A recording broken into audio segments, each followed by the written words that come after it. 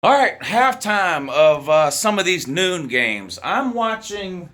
I was watching Texas and Oklahoma. More on that in a second. I'm going to turn that off and watch the second half of Indiana and Michigan, Tennessee and LSU, TCU and Kansas, and I was watching Florida and Missouri. Florida, Missouri tied up 10 apiece at halftime. Florida got out to a lead. Mizzou came back, tied it up. We'll see what happens second half of that one. That one in Gainesville. A lot of talk about Missouri this past week on this channel. A lot of interesting talk about Missouri. And what do you know? They're tied with Florida at halftime, so that's amazing. Texas and Oklahoma, oh my God, 28 to nothing. Texas up over Oklahoma at halftime. An absolute beatdown. Quinn Ewers got the start today for Texas. He's back healthy and good to go after being injured against Alabama. And Oklahoma has got some serious problems. They've lost 3 in a row now after today. I mean, they've lost 2 in a row. Today's going to be their 3rd loss in a row. I don't even remember the last time they lost 3 games in a row. Somebody said it was back in the 1980s or something. I don't know when it was, but they just look absolutely horrible. They've got quarterback issues, defensive issues. They're just a disaster right now. Oklahoma is. Brent Venables, good luck, sir. I don't know what else to tell you. Kansas and TCU, low scoring. Not a very exciting game to watch. 10-3, third quarter underway in that one. 13 minutes to go. Kansas down here again. Kansas has been down here. They fumbled inside the 1-yard line. They got down there another time and didn't score. Now they finally score.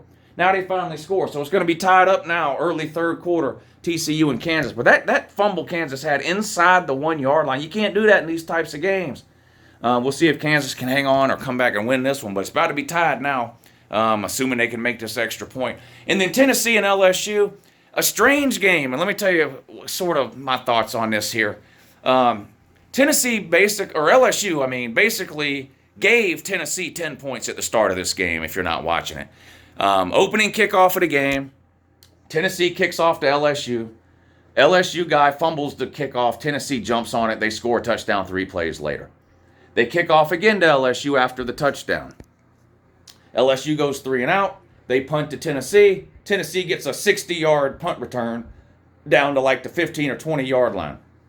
LSU's defense comes out, holds Tennessee to a 3 and out. Tennessee kicks a field goal. This game was 10 to nothing 1 minute into the game. Tennessee then got up 20 to nothing. A couple of good touchdown drives and another field goal. And then LSU, they were driving the ball. They'd get up to midfield, sometimes even into Tennessee territory, and the drive would stall down. They went for it on a couple of fourth downs and didn't get it. And their offense is just weird. They hit some pass plays that look really good. You know what it is? They've got talented players on offense at the wide receiver position. I don't know about that quarterback. I'm not sold on him. But if he's able to just get the ball out anywhere near those LSU receivers, they catch it. But he's not able to do that. Tennessee's getting a lot of pressure on him in this game. LSU did end up scoring towards the end of the second quarter to make it 20-7. Then they got the ball back and got down into field goal range again. But then the quarterback took a big sack. It was just ugly. Tennessee gets the ball back. They end up being the one that gets points at the end of the first half. So your halftime score, Tennessee 23, LSU 7. Hendon Ho's playing great. Not his best game. He's 11 of 20 for 153 yards. No turnovers still, so that's great. So not his best game, 11 of 20, 150 yards and a touchdown. You'd like to see the percentage be a little higher. There has been some drop passes. He has overthrown a couple of receivers, but he's played good. I mean, he's played good. He's definitely playing good enough to win. Not the best game I've seen Hendon Ho play, though. LSU offensively is just a complete mess. I don't know what they want to be.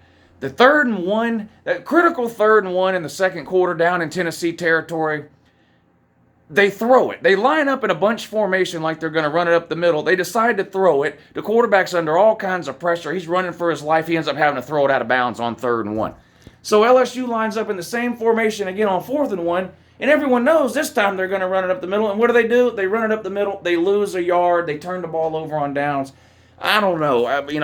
Brian Kelly averaged 10 wins a year for over a decade at Notre Dame, and that is impressive. I know we make fun of Notre Dame and Brian Kelly, but it's not easy to do. But I don't know, man. This LSU offense now halfway into the season just looks anemic.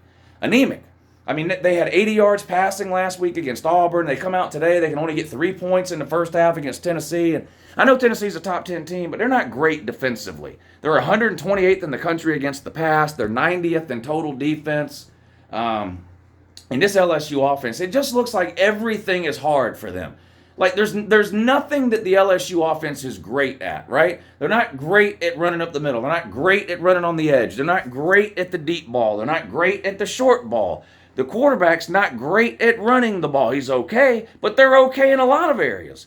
But like, what is it that, like, if you watched LSU play, what do they do good? What are they great at? What's their identity offensively? They need to figure that out because they're lucky, really, that they're only down 23-3. This, honestly, it could be worse. Tennessee's got what? How many field goals do they have now? 3? 3 field goals. If even a couple of those field goals are touchdowns instead of field goals, you're looking at a 31-3 type of deal here, or even I mean, it could be really bad. We'll see. College football is so weird. When LSU got that ball back at the end of the second quarter after they'd already scored a touchdown, then they got the ball back again with a minute to go. Had they gone down and scored right there, you're looking at a 20-14 game at halftime, and LSU's got a ton of momentum, having scored 2 touchdowns at the end of the second quarter, right? Home crowd maybe gets into it in the second half. Instead, the drive bogs down. You give Tennessee the ball back with 20 seconds, which is more than enough time for them. They drive down the field and kick a field goal as time expired, and now Tennessee goes into halftime with all the momentum. College football, man, 1 or 2 plays difference between this being basically a runaway at 23 to what is even the score? 23 to 7. Could have been 20 to 14, but 1 or 2 plays can really affect the outcome of a game or what happens in the second half. Anyway, I hope you guys are enjoying these noon games. I'm live streaming on the channel if y'all want to come hang out and watch the second halves of these games. What's going on with Michigan? Can we talk about that for a second? Michigan 10, Indiana 10 at halftime? What in the world is going on there? Mississippi State's up 21-10 over Arkansas. Maryland and Purdue tied at 17 apiece. Louisville and Virginia in a who offense's worst game. Louisville up 13-10. Some great noon games going on. If you want to hang out and watch the second half, I'm live streaming on the channel right now. We're going to watch the second half of these games and see what happens. And then, of course, some big games coming up this afternoon, too. I'm going to be live streaming those games on Patreon, though. So if you want to hang out and watch some streams with me today, come to the YouTube channel now. We'll watch the second half.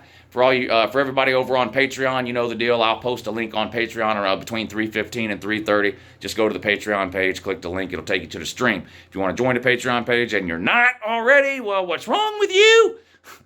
I'll put a link to the Patreon page in the description of this video. But anyway, enjoy the second half of these games and the rest of the games today. And I'll be back to laugh at some of these teams later. Don't worry.